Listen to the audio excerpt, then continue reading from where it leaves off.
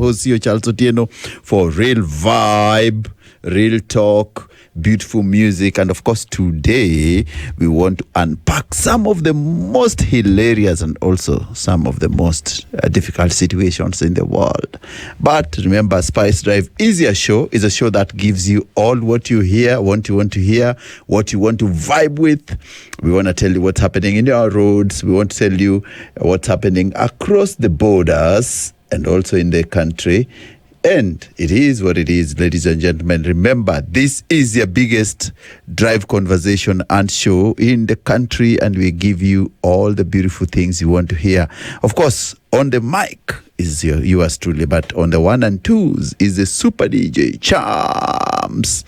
Yeah. So today we're going to play, and you can see we started with very nice R&B and very nice slow jams there. And we are from Adina Howard, you want to freak Montel Jordan and the rest.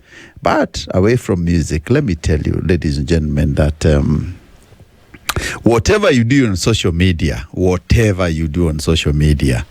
or whatever you do and you think that people are not watching you, please be very careful.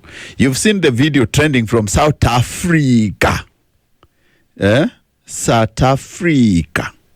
Guys of South Africa, a guy and a married lady decided to do their jiggy on the wall of where they were having a function.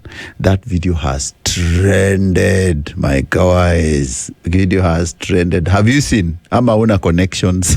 I hope DJ Cham has watched that video. You know, DJ Cham used to live in South Africa, so he knows what goes down there. What shocked me is that there was no protection. There was nothing. People just decided to do it in the day, broad daylight, in the open, when the other team was waiting for them. So if you know you have such fantasies or urges, and please go book a room. Tafuta nyumba, get a room. I would have told that guy. Now, a word coming from SA is that the lady is is in hospital. The sisters are saying, please do not share the video because she's a married woman. The guy, apparently the young guy is also married, and now there's a whole shebang. And everyone is wondering, how do we deal with this? How do we deal with such situation? Have you been caught like a hare in the in the headlights, or a deer in the headlights? So those guys look like a hare or a deer in the headlights. It depends on where you come from. The English from UK say a deer in the headlights. The American English say the hare in the headlights. So it is what it is. But in Africa, please, if you have those urges, please do them in somewhere enclosed in a room. Please do not expose yourself to public, because it brings a lot of ridicule. And away from South Africa, there's another issue which has just happened. A very sad situation is that a female TikToker from Mali has been seized and killed execution style by jihadists. So I'm telling you, if you have those TikTok pages, you see even these guys were caught by TikTok and social media. So Mariam Cisse, said to be in her 20s, with over 10,000 TikTok followers, posted videos about her life in Tonka hometown in northern Timbuktu region, and often expressed support for the army. Her death has shocked the nation, which has been battling with jihadist insurgency since 2012. So State TV has TV said that she simply wanted to promote her community and support the army through TikTok posts. You see now, this girl, Mariam Cisse, was just trying to support the army. You know, Mali is under the confederation of those young African soldiers who took over. And of course, it's part of the Sahel Square, and the French and the jihadists. I think the jihadists are being supported by the Sahel, the French people, to overthrow the army, the northern part. But the army has been doing very well in Sahel region. Of course, with that, the Sahel is the Burkina Faso, Niger, and of course Mali. This area with a lot of resources and all that. So now they have decided to kill a TikToker. TikToker was just saying that they're supporting the army for the changes of what the army has been doing in our region. And it seems that didn't sit well with the jihadists, and they decided this girl has to die. So they executed her, and it's very sad. So whatever you post on your social media, ladies and gentlemen, be careful, because there's someone watching over your posts. Do not put your life in danger whatsoever. Do not put your life in danger whatsoever, because it is sad. It's very sad, because in the same spirit, the former Gambian president, you know him, the former Gambian president has been accused of deflowering one of the Miss Gambians. The lady came out saying that Yaya Jammeh, their spiritual leader, former Gambian leader, deflowered her when the president was meant to mentor her. It means that if someone is not mentoring you correctly, ladies and gentlemen out there, be very careful with some people who pretend to be mentors, but ni fisi wamevalia ngozi ya kondoo, in Swahili as would say, a sheep in the wolf skin. And finally, ladies and gentlemen, some very sad news, some very, very sad news just has come through, is that one of the ladies, I come from a very nice village in Ugenya called Ligega. So when I was doing one of my charity events, she supported me and she was there with me, is none other than Betty Bayo. So today I'm learning that the gospel artist Betty Bayo has passed on. Beatrice Wairimu Mbogo, lovingly known as Betty Bayo, was the shining gospel music star, a devoted mother, a loving lady, a passionate entrepreneur, has been battling leukemia for some time now, from November, and she passed on today at Kenyatta National Hospital. Betty, I knew her when she was part of my team when we were going to deliver some shoes in schools in Ugenya, and she was a wonderful lady, so I know her very well. She was formerly married to, of course, the vivacious, the crazy gentleman, Pastor Kanyari, and of course recently, and they divorced because of that 310 Skasaga and Pandambegu shenanigan, and she wasn't part of it, and she actually eventually got married with another gentleman called Hiram, a very decent man who has been a pillar on her side for a very long time now. And the beautiful lady, the gospel minister, has rested. May her soul rest in peace. Betty Bayo, you did well. You spread the gospel for a long time, and may God have mercy on your soul, because you are our true champion of the word, and we really, really appreciated what you've done in the circles of Christianity, and of course on what you did by evangelizing the world through your music. So Betty Bayo has passed on, and we take this opportunity to only wish the family well at these trying times of the year or the day. She lives on back to some two children, and it is what it is. It is what it is, ladies and gentlemen. So that's on sad note that Betty Bayo, the beautiful gospel minister of the Lord, has rested. It is what it is, and we wish the family well, and also to take heart for that big loss, and we will stand and pray with you guys. Betty Bayo was a legend, a musical icon in the word of the Lord.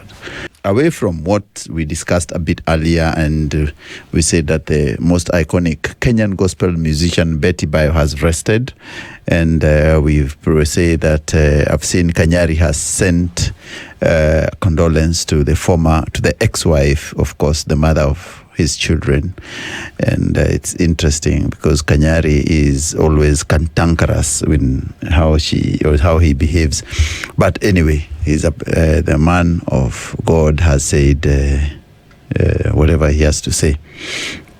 Away from that, former president of Botswana, Ian Khama, was in the country at Pan-African University in Machakos over the weekend, and he let the cat out of the bag.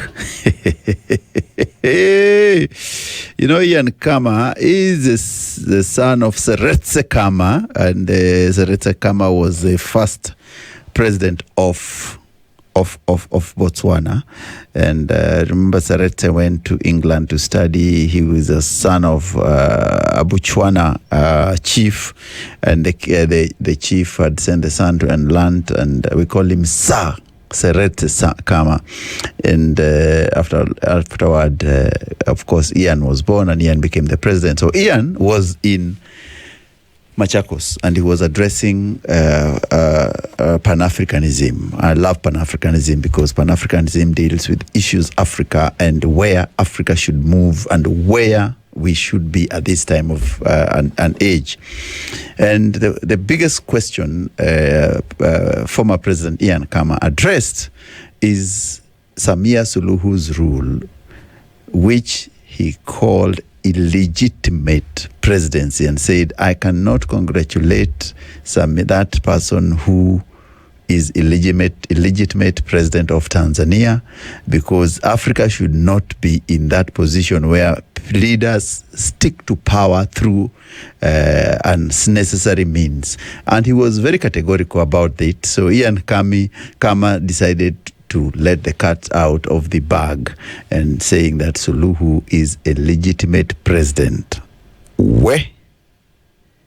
This thing. And you know, ladies and gentlemen, you remember the Zambian president after talking and saying whatever he had to say in that, Malawian president after talking and attending the inauguration of Suluhu. He was pelted with stones in his home country because of appearing. So it seems that Africans didn't take that Suluhu thing very kindly. So the guy went to address a rally, and the people were like, what did you go to do in Tanzania? What did you go to do in Tanzania? And he had to be evacuated from a presidential function. You evacuate a president from a presidential function because the citizens did not want him to be associated with Samia Suluhu Hassan's win. Where, if you know, this is not Africa of 1910 or 2010. This is a new Africa where people will hold you accountable for your action, decision, pronouncements, announcements, and anything you say. We are not going to take it lying down. And you can ask the president the way he was pelted with stones in that function. And Ian Khama has said that he cannot support an illegitimate presidency. Ooh, it's going down, it's going down, it's going down. 1, 2, 3. Away from what's happened in Africa, also this week, a gentleman in Dandora has been arrested for selling the people. You know, around Dandora, there is where you have light industries, ladies and gentlemen. And this guy has been packaging urine as juice and selling in traffic. So if you're buying anything on traffic, please, ladies and gentlemen, I know you are driving, you're in a hurry, and someone says, juice, higher juice, higher juice. Please ask yourself, is it homemade? Is it a brand you can trust?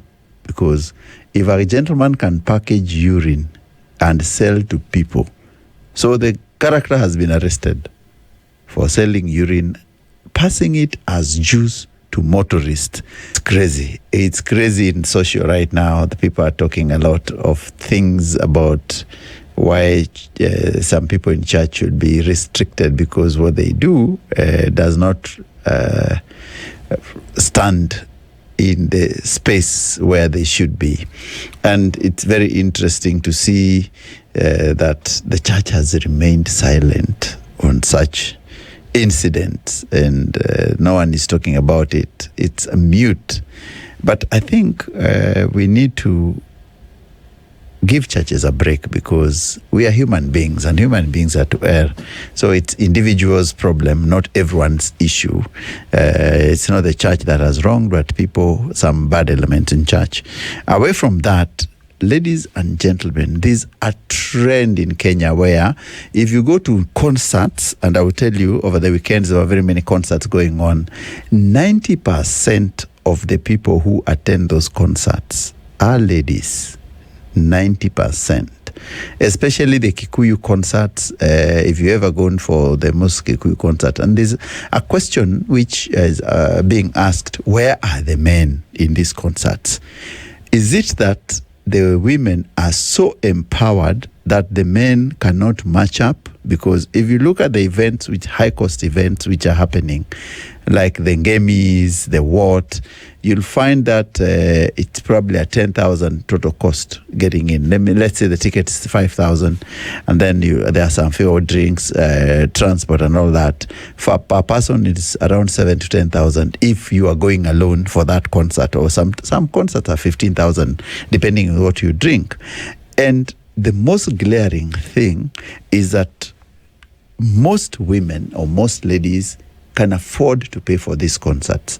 When you look at the photography which appears, 90% are women who are enjoying themselves or having a ball, but there are no men inside. So the question is it that men are too broke? Is it that men are struggling with chewing, what do we call it? Miraa, and Miraa is high end, by the way. Miraa is very expensive. Our men are trapped with the mogoka in the corners of the street, in the street corners, and women are really thriving, and that they cannot match up the women of today. So they've said, it is what it is. Let us chill in the base. We chew our Miraa with our coke, or we chew our mogoks with our coke, and the women can enjoy themselves. Because now, even if the chicks go for this concert, who is dating them? Or are they Team Sisi kwa Sisi? But if you've noticed this trend, what do you think is the problem in the society today? Is it that the women or the girl child has been empowered more than the boy child? Is it that the boy child has fallen off the wagon and they're drinking too much in the alleys and the dens of the back streets, that they are not found in the places where they should be meeting and mingling with these women? What's the problem? How do we address this mistake? How do we address this issue? Because it is a problem. If you've seen, I can tell you without fear of any contradiction that men are missing in action. Women are everywhere in action. Men are missing in action. How do we address this fact? How do we change the situation? These guys decided we are not going to spend, or is the man who is buying them alcohol sending them money to go for this concert and they cannot afford to pay for themselves? What's your take? There are characters in this country which are creepy. And you tell me, tell me, there's a lady who had 750,000 in her ATM card and decided to give the husband with the password.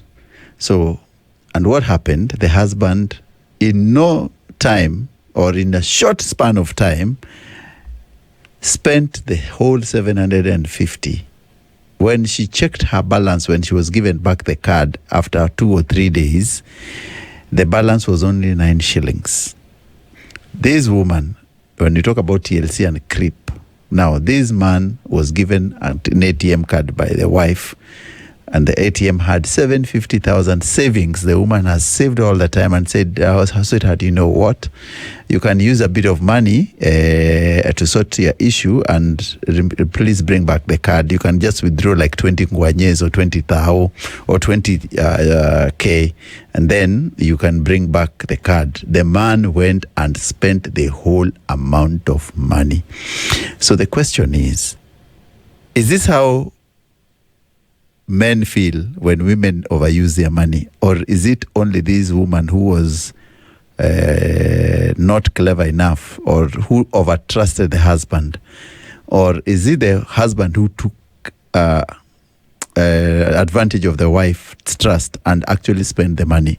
What is your take? Would you let your husband, give your husband the card and the PIN and tell him you can use but not use all of it? And if he uses all of it, what would you say? Is it how men feel?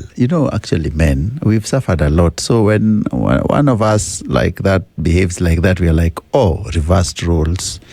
Because men are the one who suffer this thing. 90% of their fun money is eaten through fare, is eaten through unscrupulous deals, is eaten when the woman says, I want to buy this, and is never bought. But today, the man has revenge on that woman. But is it fair? What do we need to? Do we have to share the passwords, or do we have to keep private passwords so that no one misuses the other in relationship? So this woman has lost 750K. In a clean sweep, just like that. 750K. She saved through thick and thin, through her nose. And the man has spent it in 2 days. Have you ever lost money to your partner? And how do you sort such an issue? Is it theft by a partner? Why do you report it? Can it lead to divorce? Will you be paid back?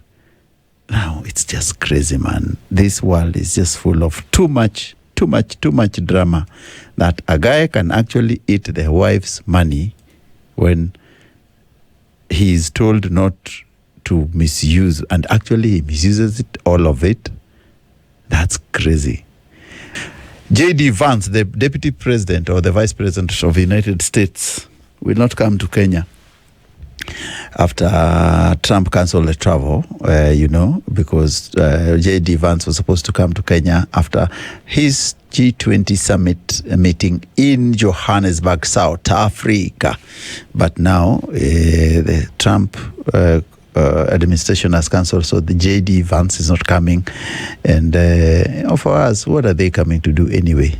They can stay in their country, because I always say, and yesterday I had this discussion, the problem we have with the Republican is that at the center of the leadership of Republican today is a white supremacy wing.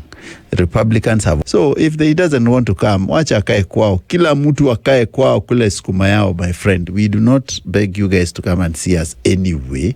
J.D. Vance, you can stay in your home. You don't have to come to Nairobi. Nairobi, we are cool, we are peaceful. Tunasumbuana tu na Mama Samia Suluhu Hassan akipiga wa Kenya huko Tanzania peke yake. And remember, we said that in the afternoon when we started that Betty Bayo has passed on. So tributes are coming in through various segments, and people are saying that Betty was angelic, the voice of reason, the lady who sang. And of course, if you remember, Betty Bayo's first song was always one of the biggest hits, 11th Hour. And apart from 11th Hour, Betty also released Highway. And it's sad that she's passed on. She leaves behind two beautiful young, a boy and a girl. And it's very devastating to see such young kids lose their mother at this time. She was only 41 years old, and she has passed on due to leukemia. She fell sick last week, and I think it has been very fast for her to depart this world. So remember that our most iconic, one of our iconic singers, Betty Bayo, has passed on. So we are mourning and also celebrating her life.